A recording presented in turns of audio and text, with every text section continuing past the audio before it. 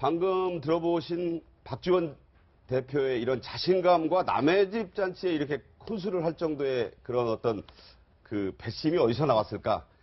자기 당의 잔치가 잘 됐기 때문이다. 이런 얘기가 나옵니다. 국민의당 호남 경선에서요.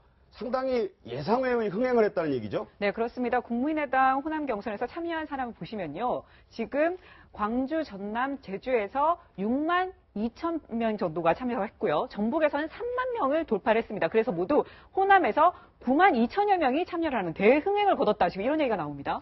예, 저도 뭐 국민의당의 투표 참여율을 보고 조금 놀랐습니다. 사실 그 강주, 전남을 비롯해서 전북까지 포함한 이 호남을 국민의당이 사실 정치 기반으로 두고 있기 때문에 네네. 어느 정도 그 당원들이나 일반 시민들이 몰릴 거라고 봤습니다만은 제 예상보다도 훨씬 더 많이 나왔다는 것은 국민의당 입장에서 이야기하듯이 뭔가 호남 민심이 뭔가 좀 변하려는 그런 조짐이 아닌가 하는 생각도 좀 들고요. 어쨌든 그러나 이 결과에서 누구보다도 지금 안철수 후보가 60% 넘는 압승을 했다는 것이 그러니까요. 가장 주목할 부분인 것 같고요. 64% 예, 64% 받았어요.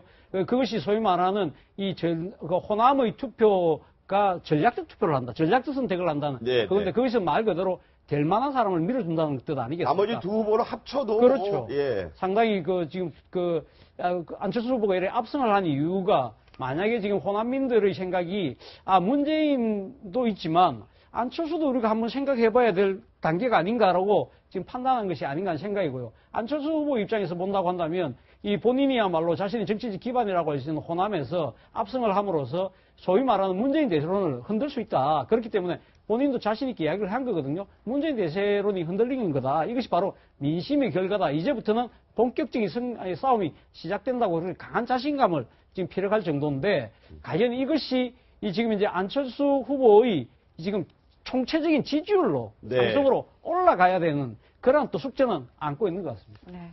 박지원 대표가 같은 라디오 방송에서 이제 남의 당 얘기도 하지만 자기 당 얘기가 이제 또 메인 메뉴가 되다 보니까 얘기를 했습니다. 역시 문재인 전 대표를 겨냥한 발언인데요. 한번 들어보죠. 노무현 정부에서 민정수석 비서실장을 하면서 인사차별을 한 것을 하지 않았다. 이러한 것들을 보면서 이제 도저히 문재인에게는 희망을 걸 수 없다. 그렇기 때문에 국민의당이 다시 한번 나서라. 한 번도 가보지 않은 오직 국민만 믿고 알겠습니다. 실행한 게 도박이 대박됐습니다. 오직 국민만 믿고 실행한 게 도박이 대박이 됐다. 아마 저 시청자분이 무슨 도박을 하셨나 할 텐데 글쎄요. 이게 뭐냐면 완벽한 오픈 프라이머리라고 해요. 그러니까 미국식이죠. 그러니까 완전히. 민주당 같은 경우는 미리 선거인단으로 등록을 해야 됩니다. 네. 그게 한 214만인데 먼저 의사표시를 해야 되는 거죠. 먼저 하고 그다음에 거기에 따라서 ARS 이제 전화를 받기도 했는데 즉 국민의당 같은 경우는 누구든지 와서 찍어라.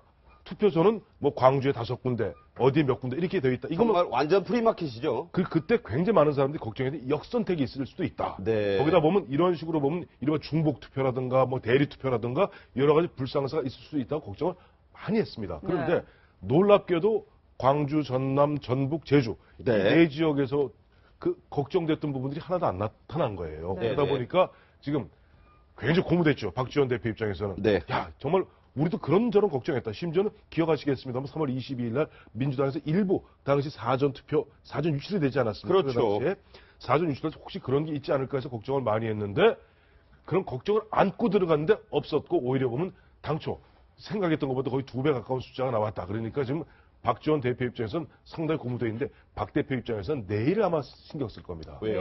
내일 3월 28일 날 대구, 경북, 강원에서 또 똑같은 형태의 투표가 있어요. 그러니까 국민의당으로서는 이제 취약지가 되겠죠. 취약지가 되고 어떻게 보면 대구, 경북, TK 지역은 그야말로 망연자실해 있고 마음 갈 데가 없는 그런 지역인데 거기서 흔한 얘기로 여기에서도 대박의 어떤 그 여세는 몰아갈 수 있으면 진짜 대박이 되는 거고. 도박이 정말 뭐 좀 속된 말로 쌍지읒 같은 거 들어가는 거 되면 안 되잖아요. 그렇죠. 네, 지금 뭐 그 말씀도 하셨지만 어쨌든 어제 그 호남 승리에 굉장히 공모된 모습을 지금 국민의당이 보이고 있는데요.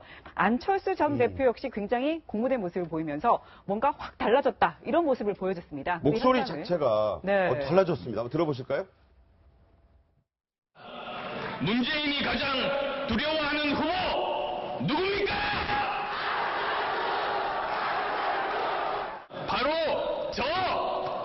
안철수입니다.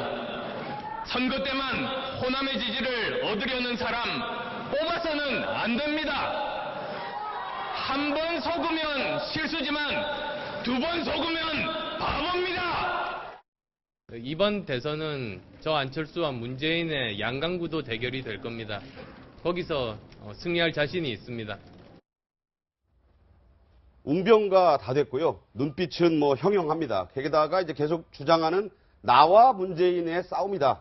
계속 공언하고 있어요. 그쪽에 저도 개인적으로 저 안철수 후보하고요. 청와대 그 미래기획위원을 같이 몇 년 해가지고 잘 예. 평소의 모습하고 너무 달라요. 너무 달라요? 평소에는 이게 정말 부드럽고 유한해도 교수님의 모습인데 이제는 이게 정말 대중 정치인으로 변신이 다 된 것 같아요. 네. 정말 이게 강하고 단호하고 바로 이게 강철수 모습이 아닌가. 그래서 저는 앞으로 이게 그 호남 혈투가 문재인 후보, 안철수 후보 호남 혈투가 정말 이게 가장 남은 드라마틱한 장면이 아닐까 이렇게 예상해 봅니다. 네. 앞서서는 박지원 대표가 남의 집 잔치상에 대해서 얘기를 했는데 이번에는 박수현 전 의원 안희정 캠프의 이제 대변인인데 국민의당에 대해서 이런 얘기했네요. 네, 국민의당 호남 경선 안철수 압승은 문재인으로부터 불안하다는 호남 민심이 표출된 것이다. 안희정을 선택하면 불안해하지 않아도 된다라고 하면서 약간 반문정서 관련된 얘기를 했어요. 네, 국민의당으로 결집되고 표출됐던 비문 정서가 더불어민주당 내부에서도 불어주길 바라는 간절한 바람을 밝힌 것 같은데요. 저는 표를 원하는 캠프에 있는 대변인으로서 이해 못할 바는 아니지만 그렇다고 해서 미래 비전을 얘기하는 안지사까지 지역주의에 기대는 듯한 발언을 하는 건 좀 심히 유감이고요. 저는 네네. 문재인 전 대표와 안철수 전 대표가 만약에 호남을 두고 이렇게 호각짓을 이룬다라면 아마 안철수 전 대표에게는 더불어민주당의 경선이 끝나자마자 더불어민주당에서 이탈한 호남층과 중도층들이 안철수 전 대표에게 결집한다라면 상당한 중도층을 대표하는 주자로서 가능성을 보일 거라는 생각이 듭니다. 그래서 대선판이 한층 더 요동칠 거라는 생각이 드는데 다만 어제 얘기에서 한 번 속으면 실수지만 두 번 속으면 바보라고 했는데요. 그 호남 바보론이 제가 볼 때는 얼핏 보면 그 지혜로운 결단을 촉구한 것처럼 보이지만 예전에 충청도 핫바지론이라던가 우리가 남이가 영도다리에 빠져 죽자는 영도론이라든가 이런 제2의 지역주의 발언으로 오해할 소지가 높기 때문에 특히 호남에서의 선거인단 9만 명의 참여가 비호남 지역, 특히 영남이라든가 수도권 지역에서도 투표율이 저조할 경우, 참여율이 저조할 경우에는 호남 지역당이라고 하는 이미지에 갇힐 가능성이 매우 높기 때문에 남아있는 국민의당의 경선에서도 많은 수의 선거인단이 참여할 수 있도록 좀 사력을 다할 필요가 있지 않겠나. 이 점은 좀 교훈으로 삼아야 할 대목인 것 같다는 생각이 듭니다. 네.